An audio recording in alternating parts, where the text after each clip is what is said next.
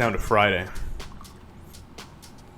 If someone were to ask you your age, I'm willing to bet that you'll answer them in terms of years, not months, days, or hours. I'm willing to bet that most of my audience is over 7 years old. Yet, over the course of 7 years, your body replaces almost every cell in you, except for perhaps a few in your brain. So are you those cells in your brain which aren't replaced? Probably not. Even more specifically, what if I was to tell you that the oldest person ever to walk the earth was only 11 days old? Welcome to Scientific Drinking, episode 26. My name is Mas, and tonight we're talking about consciousness. Cheers.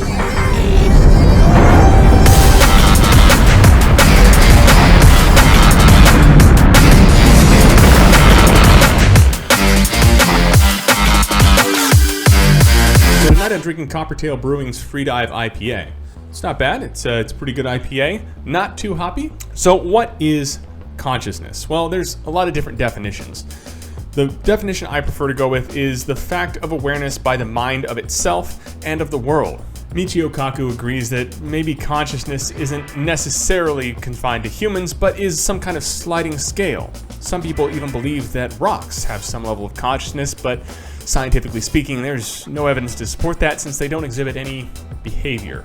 To start with, let's consider Piaget's stages of cognitive development. The first stage is sensory motor, which occurs between birth and about 1.5 to 2 years. It concludes with the development of the concept of object permanence, which is characterized by the ability to understand that an object still exists even when it's moved out of your field of view. The next stage is pre-operational, which goes from about 2 to 7 years old. It's characterized by an egocentric intelligence, but has the ability to use and learn language, memory, and imagine things that don't exist or have never existed before, in other words, creativity. By the end of the pre-operational stage, you should be familiar and able to use symbolic thought. Concrete operational is the next stage and goes from 7 to 11 years old. By the end of the concrete operational stage, you should have operational thought, but during that stage, you are less egocentric than the pre-operational stage. You're able to empathize with others, perform symbolic operations such as algebra. And finally, you reach the formal operational stage, which goes from adolescence to adulthood, where you develop the ability to hypothesize, develop abstract and complex concepts, and develop symbols to represent those concepts. By the end of the formal operational stage, abstract challenges should not be an issue for you. Now, it would be easy to simplify our concept of consciousness to these levels. The higher level you are, the greater your level of consciousness, but it's really not that simple, and to say that children are less conscious than us is a little bit strange and questionable at best. Some animals fall easily within the domain of what we would consider conscious. Crows, elephants, and dolphins, for example, all demonstrate object permanence, are able to identify themselves in a mirror and thus perhaps demonstrate some level of self-awareness, have the ability to plan for the future by storing objects for future use, has the ability to use tools, and the ability to understand rudimentary symbolism. These animals sometimes have some sort of rudimentary communication skills or language, thus making it kind of easy for us to relate to them. Yet these creatures do not build cities, they have not developed complex societies over 100 or so members, nor have they demonstrated any form of agriculture or art in the wild. Nonetheless, we easily consider them conscious. Other animals can be less relatable by demonstrating fewer, if any, of these characteristics at all. Beetles, mice, pigeons, and crustaceans all fail to demonstrate any of the aforementioned abilities, yet most people would say that they are conscious. Why? Are they aware themselves? Do they operate mechanically, purely on instinct? Or is there something more to it? Octopi, for example, have demonstrated no capacity for language or symbolism, yet they're able to manipulate complex tools and have displayed emotion and plan for the future. Other animals still are in the gray area. The dog, for example, is an animal to which most humans relate very easily. We see in their eyes personality, thought, intelligence, yet they often have trouble with object permanence and are rarely able to identify themselves in the mirror. They have little linguistic capabilities and struggle with even simple symbolism, yet we easily consider them more conscious than octopi. Some of the problem arises when we try to apply the same standards of perception that we as humans enjoy to other life forms. Few animals rely so much on sight as we do, and instead respond more strongly to stimuli involving scent or sound. So additional testing should be done that is designed around the subject, the animal, rather than those who execute the experiments, humans. As the saying goes, if you judge a fish by its ability to climb a tree, it will live its life believing it is stupid. By the way, there's no evidence that Einstein actually said that. In fact, we don't really know who said that at all. But I digress. Animal intelligence deserves its own video. In this video, we're going to focus on consciousness and its inevitable tie to identity. One tempting response when confronted with the question of who are you is, well, we're the sum of our experiences. But I argue that that's overly simplistic. Let us first consider the curious case of Phineas Gage, known for surviving an incident which left him impaled through the head with an iron rod. Seriously, and he lived. After being impaled, Mr. Gage suffered a radical change in personality and suffered an inability to empathize after the rod destroyed his frontal lobe. Similar cases of frontal lobotomies showed this to be a consistent trend. People permanently changed when they were disconnected from this part of their brain. Those who knew Mr. Gage and other victims of frontal lobotomies expressed similar sentiments. Although they had the same memories, they were definitely not the same person. Now let's consider Alzheimer's disease. I'm sure all of us have been affected by Alzheimer's disease at one point or another. Alzheimer's disease is characterized by a degradation of brain tissue, often resulting in memory loss or a lack of motor control. The exact cause of the disease is not known, but it results in the buildup of beta-amyloid plaques in the brain that inhibit the brain's ability to transport nutrients and dispose of waste in those regions. That's right, even your brain generates waste. As it spreads, the victim becomes less and less able to perform simple tasks, remember things, and concentrate.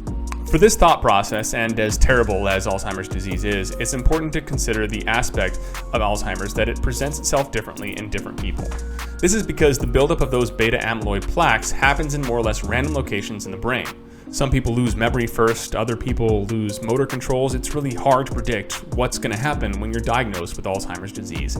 If one's identity was tied intimately and exclusively to their memory, then those who lose their memory first would become different in character. They become different people because they didn't have the same memories as the person they were. But strangely enough, that's not really the case. In fact, the character of an individual is preserved through what they value, their morality, even when many memories are lost. This can be insightful when considering why people cling to certain things even when presented with ample counter-evidence. But this, again, is worth discussion in and of itself and will be the topic of another video. So we've established two things at this point. One, that consciousness isn't as simple as we think it is. It's not some binary operation, yes or no, but a complex, multivariable problem. Two, memory and identity and consciousness are distinct things. Interconnected? Yes, but not wholly dependent on one another. So now we can get into some kind of weird and confusing stuff. For a moment, I'd like you to consider the Star Trek transporter. Some curmudgeons in the Star Trek universe refuse or are loath to use the transporter, citing a rare transporter malfunction that leaves piles of goo on the floor instead of a person.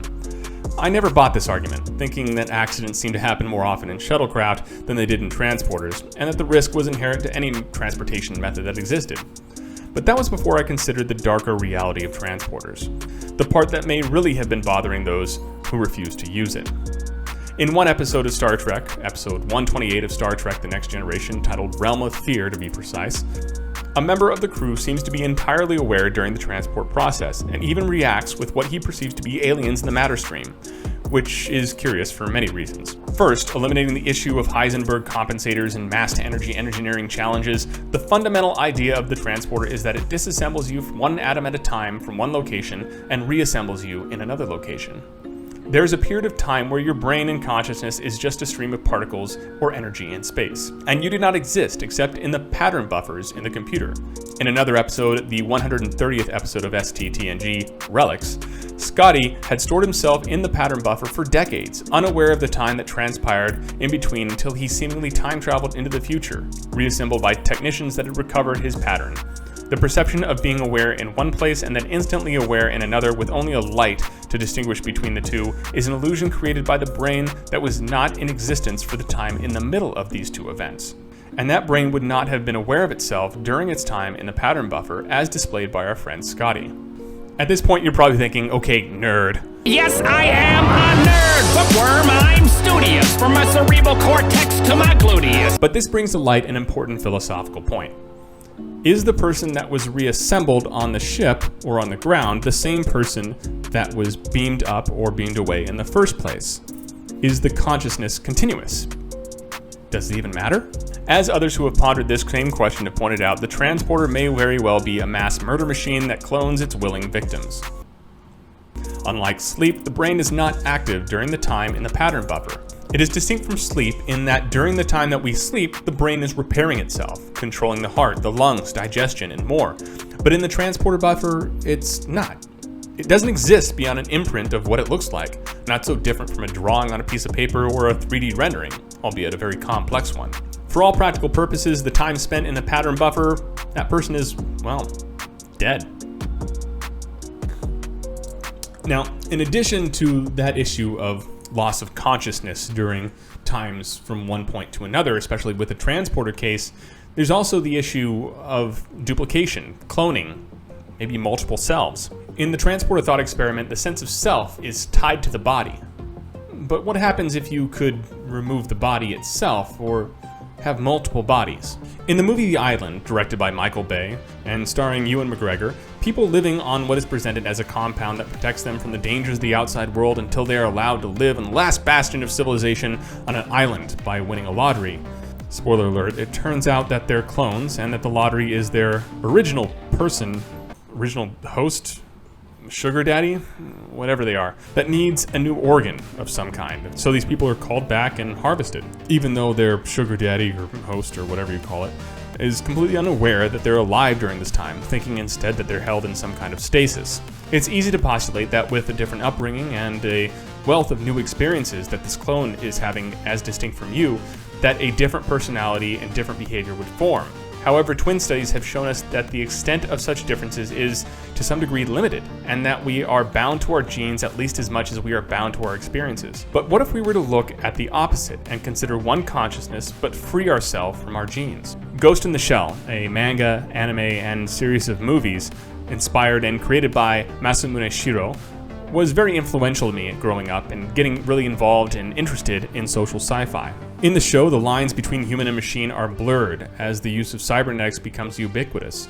People are able to transfer themselves completely into a cyberbrain and live entirely in the artificial expanse of the net. This brings into question many moral and philosophical conundrums, some of which the series solves with some constraints. For example, they tie consciousness to the idea of a ghost, which is the continuous sense of self that is not dependent on the memories present in any given brain, cyber or otherwise.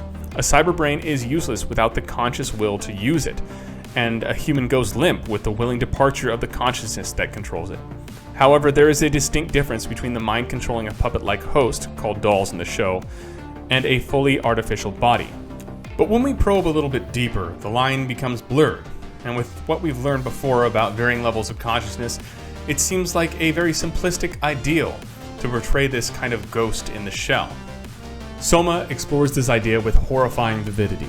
I've mentioned this game before, and I will likely mention it again, for its profound illustration of the conundrum of consciousness when introduced to the inherent ambiguity of cybernetic integration. For fear of spoiling the game, I won't get into too many details, but let's just consider this. You have successfully constructed all the mechanical parts of a second artificial brain. You place a device on your head or plug yourself in using implants and duplicate all that makes you you. Your thoughts, your memories, your values, into this artificial, fully functioning duplicate. You wake up in the new artificial body with your superhuman strength and abilities very smoothly, with little more effort than blinking your eyes. But there's a catch. Your biological body, the one you just left, is looking back at you, confused at what went wrong. That old version of you hasn't stopped running just because there's another copy of your memories and thoughts elsewhere. The old you views the experiment as a failure. This new machine, this new you, has seen no discontinuity from one body to another, but it must be nothing more than a series of machine errors, glitches, an incomplete and imperfect consciousness, because it's not the same you that you were before according to the you that's still you. Despite your protests, you are shut down, wiped, killed. You existed for only a few moments, but for those few moments you considered yourself just as valid as the person who blustered at the failed experiment. Copying your mind simply creates a duplicate of yourself, and that new consciousness that would arise from that duplication would be just as valid as the one that is in the old biological body, although both exist at the same time and for a moment have exactly the same memories. Choosing one body over the other doesn't really make any sense. They both perform the same function, whether it be biological or mechanical. Likewise, and in conjunction with the transporter thought experiment we discussed earlier, the consciousness that inhabits the you that is transported is just as much you as the you that was demolecularized and copied. different iterations, different copies of you are just as much you as you. Suddenly, your existence, your consciousness is a little bit less unique, isn't it? If you consider these ideas disturbing, well, you're not alone. But we're not done yet. At the beginning of this video, I asked the question of how old you thought you were. If you were to consider the case of duplication or transfer of consciousness to another body, perhaps artificial, like a machine, would that consciousness with your memory and identity be a newborn or the same age as you? Biologically, as I mentioned, your body replaces every cell with the possible reception of certain brain cells every 7 years. Those brain cells form new connections and break down old ones on a regular basis, especially for polymaths or people who are lifelong learners. So even those connections are not as consistent throughout your life. I mentioned that even when you sleep, your brain is active. So let's assume that there is some sort of biological continuity that if you don't look, act, think, or behave the same way as you did 10, 30, or many more years ago, you are still the same organism for all practical purposes. But what about your consciousness? Were you really self-aware during that entire time? Through meditation, we can identify that boundary between consciousness and unconsciousness, wakefulness and sleep. Of course, when we are unconscious during sleep, we are not dreaming the entire time. Dreams come in sudden, violent spasms during REM or rapid eye movement sleep, and the rest of the time we are neither aware of ourselves or of our surroundings. We are unconscious. But this isn't the same as saying that we don't exist, is it? Aside from the mechanical, regulatory functions the brain performs while we are sleeping, what is the difference between being asleep and being in that transport buffer? In terms of consciousness, I would argue that there's no difference at all. Randy Gardner holds the record for the longest known period of time anyone has ever stayed awake, a mind-boggling 11 days back in 1965. Now, that record technically still stands, even though there's some claims that people have stayed awake for as long as 18.7 days. I really can't imagine. During that 11 days awake, it was reported that he experienced hallucinations and had difficulty engaging with others, let alone concentrating. These could all be argued as exhibiting varying levels of consciousness, but in the end, he resigned himself to sleep after shattering previous records and remained asleep for over 14 hours. When he slept, he was unconscious. In a sense, he died, like all of us die every single night. So in that sense, he was the oldest person to have ever lived. When we sleep, the continuous stream of consciousness that we're bombarded with while we're awake is broken, disjointed by that unconsciousness. We suddenly fall asleep and, barring some dreams, suddenly wake up several hours later. Time travel. We, for a time, do not consciously exist. During that time, if we disappeared permanently from the world, it would be of no consequence to us because we would not be there to protest. If some nuclear blast, gamma ray burst, or gunshot to the head were to suddenly end us, we would not fear it. We would not even be aware of its occurrence. What then is the difference between sleep and death? Some find the distinction in the spiritual realm, something more than what we have in this world. But for me, I find a strange comfort in considering the transient and insignificant nature of my own consciousness. That it is such a trivial and temporary thing, something that is experienced for a mere 16 hours a day or so. And that I have essentially died thousands of times already is a simple way to be comfortable with one day not waking up from that. And an even simpler way of being more comfortable with the idea that maybe someday soon, a copy of myself could exist that isn't a conscious continuation of my own perception of reality, since every night that conscious continuation is broken when I sleep anyway. And on that exceedingly morbid note, thanks for watching. Cheers.